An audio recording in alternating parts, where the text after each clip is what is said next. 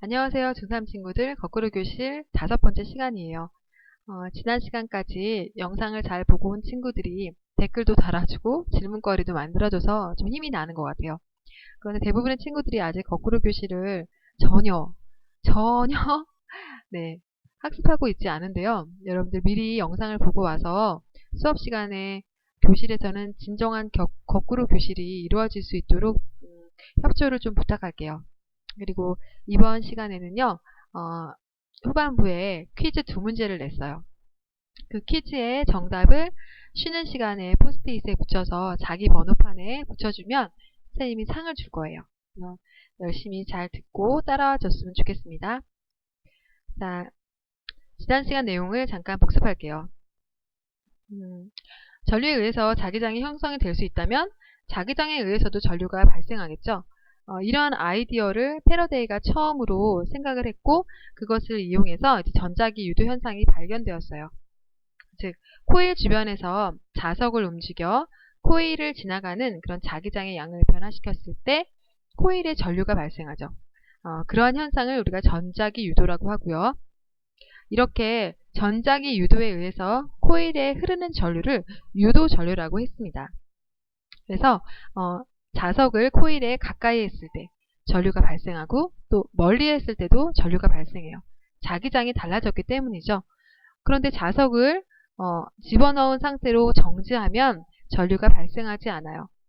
전류가 발생하는 그 방향을 우리가 유추할 수가 있는데요. 코일은 자기장이 변화되는 것을 싫어해요. 그런데 자석이 가까이 옴으로 인해서 코일은 자기장에 영향을 받게 되죠. 그런데 그런 자기장에 대한 거부 반응으로 자석의 극과 반대 극이 형성이 된다고 얘기했어요. 첫 번째 그림에서는 N극이 가까이 오니까 코일에서는 그것을 거부하는 N극이 형성이 되죠.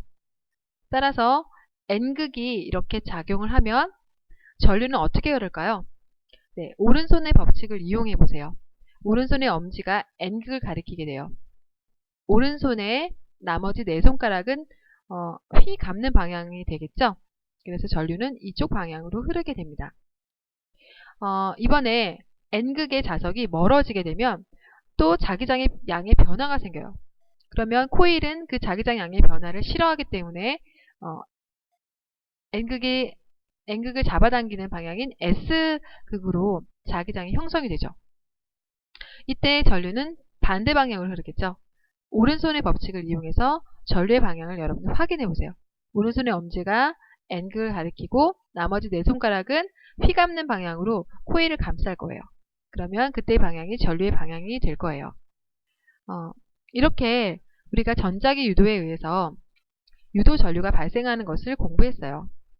그렇다면 여러분들 코일 주변에서 자석을 가까이 했다, 멀리 했다를 계속 반복하면, 즉 자기장을 쉴 새 없이 계속 변화시키면 전류도 쉴 수 없이 계속 유도가 되겠죠.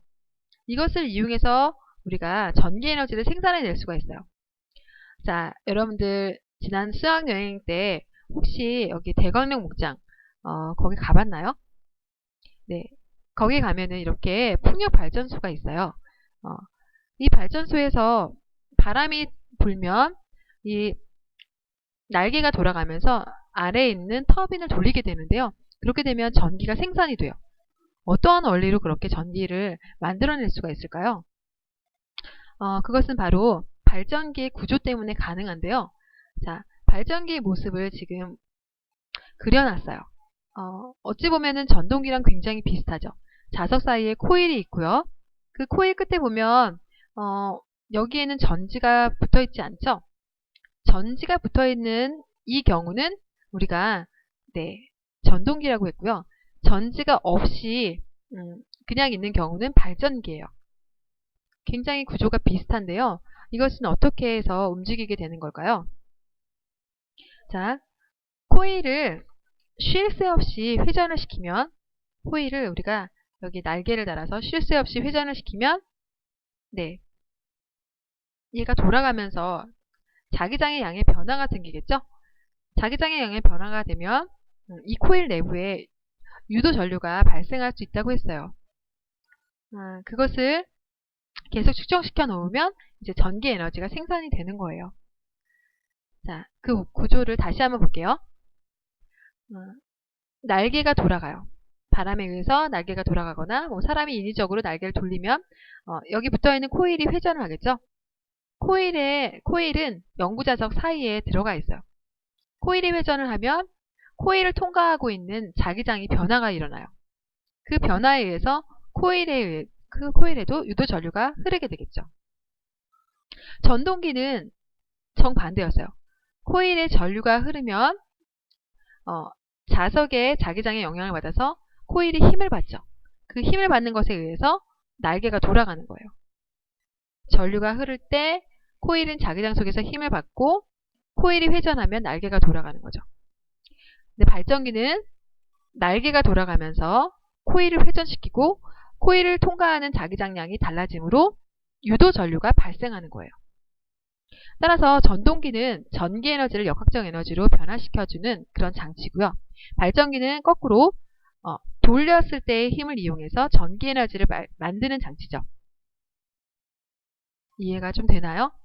네, 다시 정리를 하면 발전기란 전자기 유도에 의해 코일의 역학적 에너지를 전기에너지로 전환시키는 장치예요. 발전기는 균일한 자기장이 형성되어 있는 자석 사이에서 코일을 회전시켰을 때 코일을 통과하는 자기장의 양이 시간에 따라서 계속 변해요. 이때 전자기 유도에 의해서 코일의 전류가 유도가 되죠. 그러면 브러쉬를 통해서 외부 회로로 전류를 흐르게 하는 장치입니다. 그래서 그림으로 그리면 이렇게 돼요. 자, 코일을 돌리면 자기장의 양의 변화가 생기죠. 자, 위에 있는 자기장의 양과 가운데 있는 부분의 자기장의 양이 달라지는 것을 알 수 있어요. 이렇게 돌아가게 되면 코일 내부에 유도전류가 발생하게 되고 바깥쪽에 있는 회로에 전기 현상이 나타나게 되는 것이죠.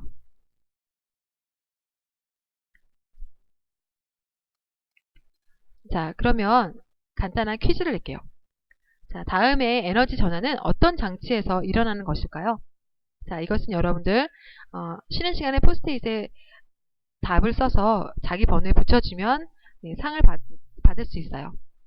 전기 에너지를 역학적 에너지를 전기 에너지로 바꿔주는 장치는 무엇이라고 했죠? 전기 에너지를 역학적 에너지로 바꿔주는 장치는 또 무엇이라고 했을까요? 영상을 다시 보면 답을 알 수 있겠죠? 두 번째 퀴즈입니다. 이렇게 역학적 에너지를 전기 에너지로 바꾸어주는 우리가 땡땡땡을 이용해서 발전소를 운영할 수가 있어요. 그러면 1번부터 4번까지의 발전소 혹은 발전은 각각 어떤 것을 의미하는지 여러분들이 답을 한번 적어보세요. 수업 시간에는 여러분들이 직접 발전기를 만들어 보는 시간을 가질 거고요. 전동기와 발전기의 원리를 서로 비교해서 알아보는 시간을 갖겠습니다. 여러분들 영상의 내용을 다시 한번 보시고요. 수업 시간에 볼게요. 안녕.